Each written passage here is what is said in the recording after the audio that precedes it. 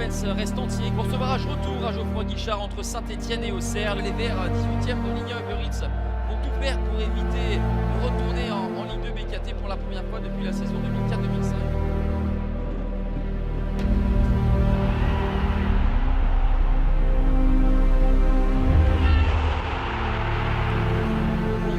Ne donneront rien, les deux équipes devront donc se départager au tir au but. Le dimanche 29 mai, à 21h47, le ciel s'abat sur Saint-Etienne.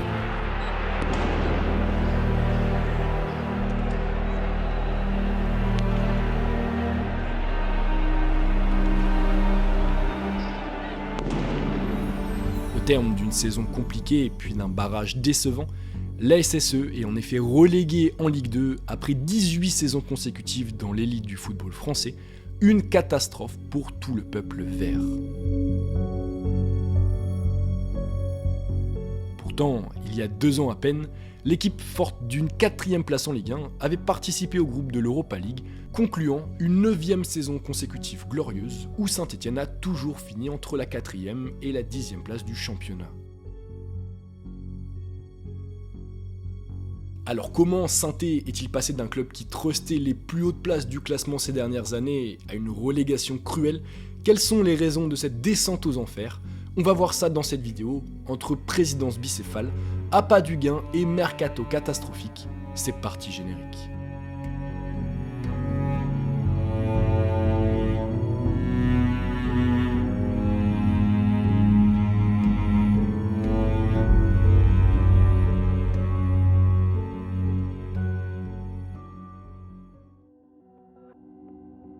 Salut l'équipe, j'espère que vous allez tous très bien. Voilà, on se retrouve aujourd'hui pour une nouvelle vidéo, ça me fait très plaisir de vous retrouver. Même si on va parler d'un sujet assez compliqué puisque c'est la relégation toute récente de l'AS Saint-Etienne. On va essayer de comprendre le pourquoi du comment, mais avant tout, avant de commencer cette vidéo, eh bien je suis très fier de vous annoncer qu'elle a été réalisée en partenariat avec NordVPN qui renouvelle donc sa confiance envers la chaîne. C'est très important pour moi, c'est très important pour le futur de la chaîne, notamment pour que voilà, j'aborde son futur de manière pérenne. Donc un grand merci à eux. Vous le savez sûrement déjà, mais aujourd'hui NordVPN c'est presque un must-have pour tous les fans de sport parce qu'il vous permet de changer la localisation de votre appareil en quelques secondes, vous offrant la possibilité de regarder en streaming les matchs de plein de compétitions sportives qui ne sont pas accessibles gratuitement en France. Je pense notamment à la Ligue des Champions ou encore à la Formule 1 qui sont par exemple diffusés gratuitement en Belgique. NordVPN vous permet aussi de sécuriser et de rendre votre connexion plus fluide grâce à sa protection anti-menace qui vous protégera contre les publicités intempestives, les trackers et les logiciels malveillants.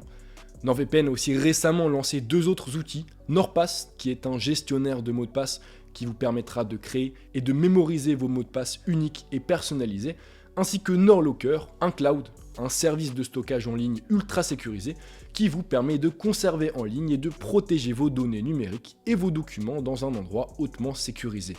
Bref, vous l'avez compris, NordVPN offre un service hyper complet et grâce au lien dans la description, vous pourrez profiter d'une offre exclusive, donc n'hésitez pas, d'autant plus que c'est sans risque puisque vous avez une garantie de remboursement de 30 jours. Un grand merci donc à NordVPN d'être en partenariat sur cette vidéo et désormais place au sujet principal. Au début des années 2000, l'AS Saint-Etienne est dans une situation périlleuse. Remontée en Ligue 1 en 1999, l'équipe est en effet reléguée quasiment dans la foulée et se retrouve alors en grande difficulté financière. Si bien que son président de l'époque, Alain Bompard, qui avait refusé pourtant d'être racheté quelques mois plus tôt, va finalement accepter l'aide économique de Bernard Cayazo, qui, de ce fait et en s'associant à d'autres investisseurs, va acquérir début 2004 la majorité des parts du club. Élu président stéphanois quelques mois plus tard, Cayazo va racheter dans la foulée les parts de ses associés avant de les vendre à celui qui deviendra son partenaire professionnel, Roland Romeillet, un chef d'entreprise local qui connaît, supporte et sponsorise même le club depuis des années. Le duo qui établit dès son arrivée un plan de développement de l'SSE à court, moyen et long terme autour des jeunes apparaît alors comme parfaitement complémentaire, Cayazo étant la caution administrative et économique du club, tandis que Romeillet, lui, est en charge plutôt du sportif qu'il souhaite lier aux traditions et à l'histoire des Verts. Bref, la complémentarité est totale et très rapidement la mayonnaise va prendre sur le terrain puisque Saint-Étienne, promu en 2004, va s'installer durablement en Ligue 1 grâce notamment à l'apport de jeunes joueurs formés au club ou de jeunes joueurs recrutés alors qu'ils étaient assez peu connus, à l'image de Bafétémi Gomis, de Payet ou encore un peu plus tard d'Aubameyang. Participant à la Coupe Intertoto dès 2005, puis à l'Europa League en 2008, les Verts vont même retrouver les joies de soulever un trophée, puisqu'en 2013, Saint-Étienne remporte la Coupe de la Ligue, mettant ainsi fin à 35 ans de disette en Coupe nationale. Fort des arrivées de Christophe Galtier nommé entraîneur en 2009, puis de Dominique Rocheteau, nouveau vice-président dans la foulée, la SSE, à partir de ce moment-là, va s'imposer dans le paysage footballistique français comme un club du top 7,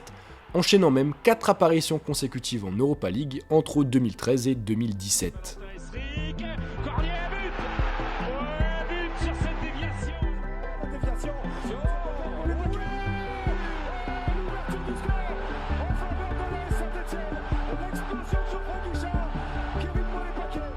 Mais pourtant, alors que le club semble connaître un troisième âge d'or après celui du milieu des années 50, puis celui du début des années 60 au début des années 80,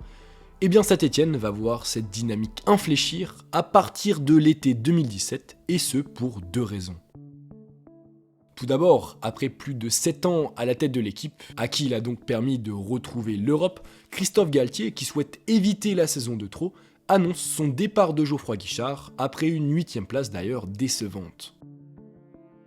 Or, ce changement d'entraîneur va finalement entraîner une période d'instabilité très forte sur le banc des Verts, avec pas moins de 5 entraîneurs en moins de 3 saisons.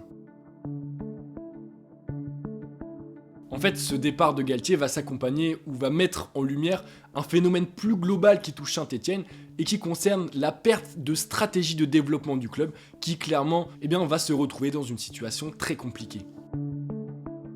Si au départ, le duo de présidents à la tête du club lui a permis de se relever,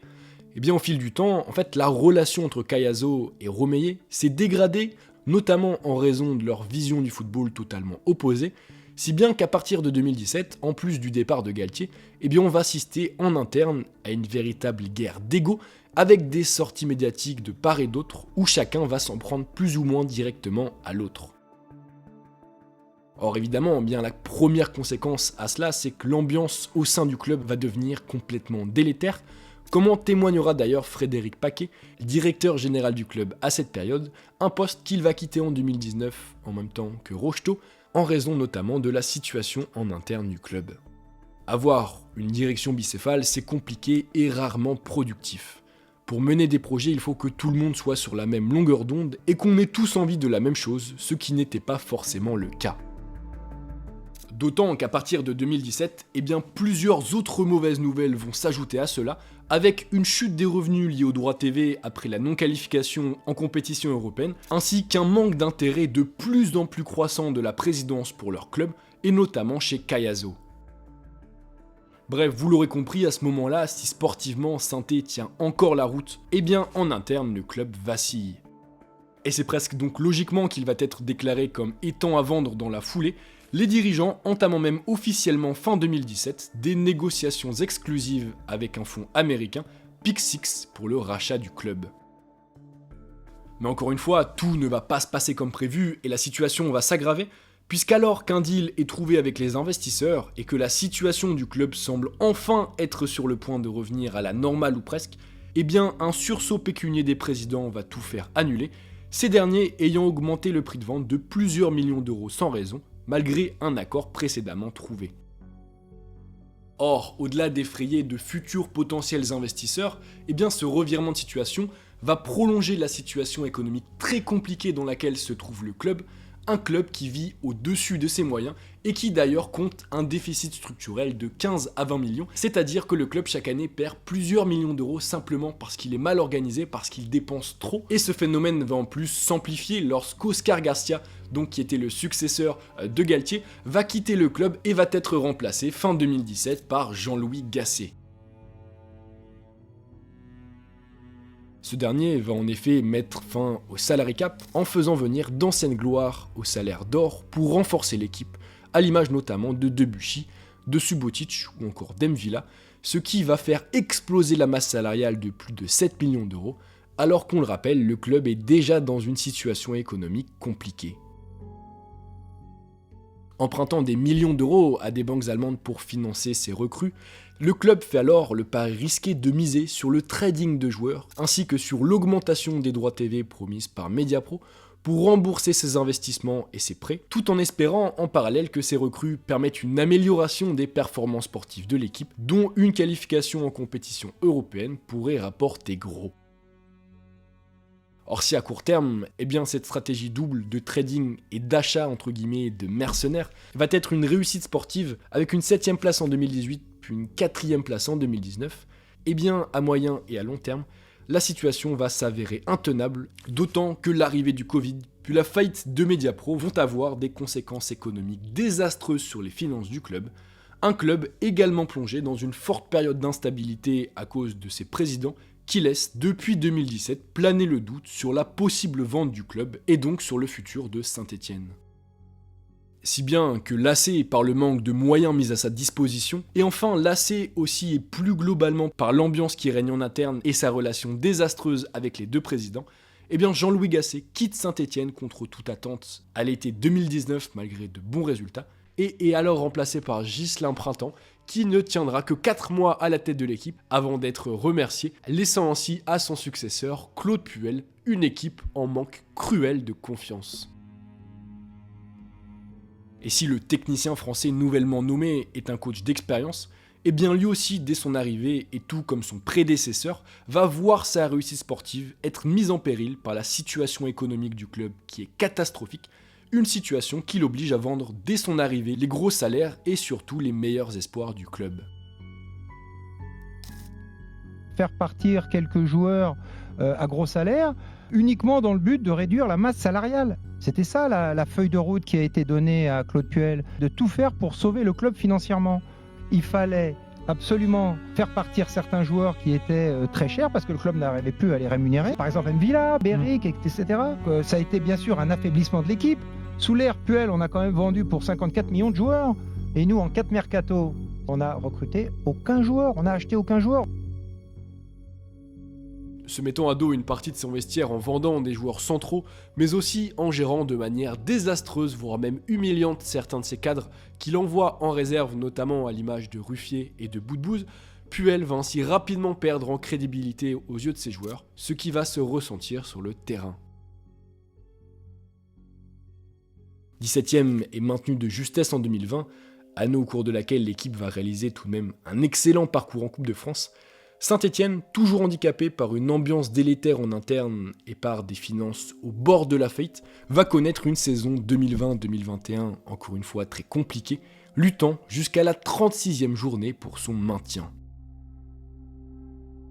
Et si ces deux saisons très compliquées apparaissent comme deux avertissements qui auraient pu mettre et qui auraient dû surtout mettre la puce à l'oreille aux dirigeants quant à la nécessité d'un changement radical de stratégie, une nouvelle fois au cours de l'été 2021, Saint-Étienne, sans liquidité, va répéter ses erreurs en vendant puis en recrutant sans idée ni conviction, faisant signer des joueurs inaptes et sur le déclin tout en ne prolongeant pas les contrats en parallèle de joueurs pourtant centraux dans le vestiaire comme Kolodiesiak, Boudbouz, Kazri ou encore Nordin.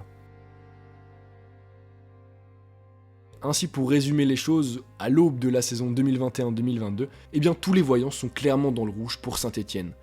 En effet, son vestiaire, qui est en grande partie composé de joueurs peu impliqués, car conscients qu'ils ne seront plus dans le club la saison prochaine, ne croit d'ailleurs pas en le discours de son coach, tandis que la situation en interne est catastrophique, puisque l'un des présidents, Cayazo, a tout simplement disparu à Dubaï et ne met plus les pieds à Geoffroy Guichard, où il est clairement conspué par les supporters. Si bien que 20ème de la 10ème à la 23ème journée du championnat, c'est logiquement que les Verts vont finalement être relégués en Ligue 2 à la fin de la saison, après tout de même un éphémère regain de performance à la mi-saison, à la suite de l'arrivée de Pascal Duprat, qui n'aura finalement pas réussi à sauver Saint-Étienne. Alors, est-ce que Saint-Étienne pourra se relever de cette descente et de cette situation très critique, notamment économiquement ? Est-ce que finalement cette relégation en Ligue 2 pourrait faire office de rebond pour le club, un peu comme ce qu'a connu Toulouse, voilà, reculer pour mieux avancer? On va suivre ça de très près et notamment la saison prochaine. Mais toujours est-il que la vente du club semble être enfin en bonne voie, puisque on a appris assez récemment qu'un investisseur américain, David Blitzer, pourrait racheter le club, et ça pourrait être une bonne chose parce que voilà, David Blitzer a déjà racheté plusieurs clubs dans lesquels sa gestion a été vraiment louée, que ça soit Crystal Palace, Augsbourg ou encore Waasland Beveren.